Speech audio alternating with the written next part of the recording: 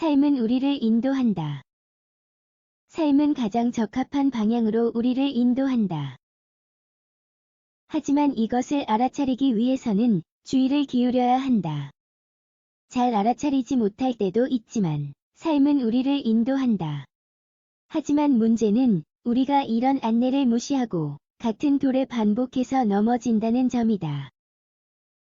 타인이 우리에게 가장 좋은 선택을 알려줄 때가 종종 있지만 이럴 때에도 우리는 그 선택을 따르지 못한다. 따라서 마음의 눈을 뜨는 방법을 배우는 것이 중요하다. 삶은 우리에게 가장 적합한 방법으로 우리를 인도한다. 하지만 우리가 그것을 제대로 보기 위해서는 노력을 해야 한다. 장님과 볼 줄 모르는 사람. 누군가가 타인과의 관계에서 어려움을 겪는다면 어떻게 될까? 우리도 저런 상황에 처하면 저런 일을 경험하게 되겠구나 하는 생각을 하게 된다. 예를 들어, 파트너가 외도를 한 경우라면 관계를 유지할 수 없다는 생각을 한다. 하지만 우리 자신의 일이 되면 상황은 달라진다.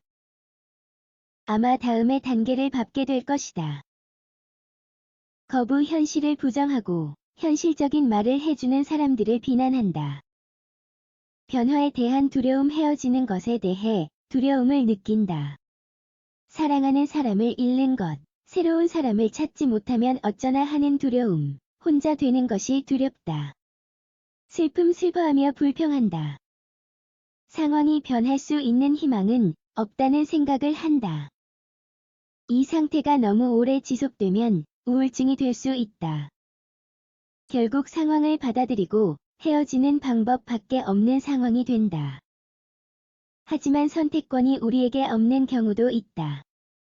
다른 사람이 결정을 해서 통보를 하는 것이다.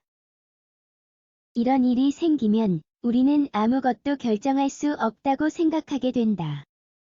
아무것도 할 수 없는 마비된 상태처럼 느끼게 되는 것이다. 삶은 우리를 인도한다. 삶이 보내는 신호. 삶은 항상 우리를 인도한다. 매우 분명한 사인으로 인도하는 경우도 종종 있다. 우리가 무의식적으로 항상 같은 스타일의 사람과 어울리게 되는 것은 변화가 필요하다는 것으로 이해해야 하지 않을까? 하지만 가장 큰 문제는 우리가 이런 질문을 스스로에게 하는 것이 아니라 다른 사람을 비난한다는 점이다. 화가 나는 원인을 다른 사람에게로 돌리는 것이다. 이런 일이 생긴데 우리 책임은 아무것도 없는 것처럼 행동한다. 희생자인 것처럼 행동하며 모든 것이 자연적으로 변하고 좋아질 때까지 그냥 기다린다. 삶이 우리에게 어서 빨리 선택을 하라고 말하고 있는데 그것을 인지하지 못하는 것이다.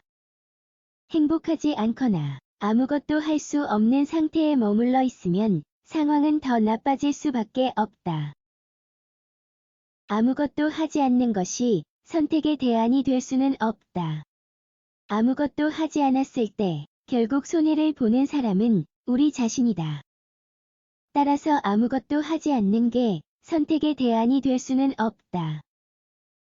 삶이 우리에게 신호를 보내는 이유는 슬픔이 우울증으로 되는 것을 막기 위해서다.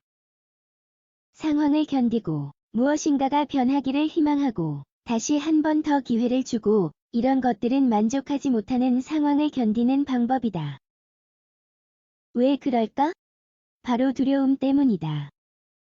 외로움에 대한 두려움, 일을 찾지 못하는 것에 대한 두려움, 아이를 가지지 못하게 되는 두려움 등 이런 것들은 모두 우리 마음에 의해 만들어지는 것들이다. 두려운 이유가 뭘까? 이런 두려움은 결코 유익하지 않다. 우리를 마비시키고 아무 결정도 하지 못하게 할 뿐이다. 삶은 언제나 우리를 인도한다는 것을 기억하는 게 중요하다.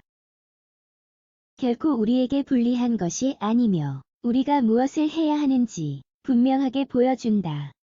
조금 힘들 때도 있겠지만 삶이 우리를 인도해준다는 것을 기억하자. 선택은 우리 스스로 한다는 것을 기억하는 것이 중요하다. 삶은 항상 우리를 인도하지만 미래는 우리가 어떤 결정을 하느냐에 따라 달라진다.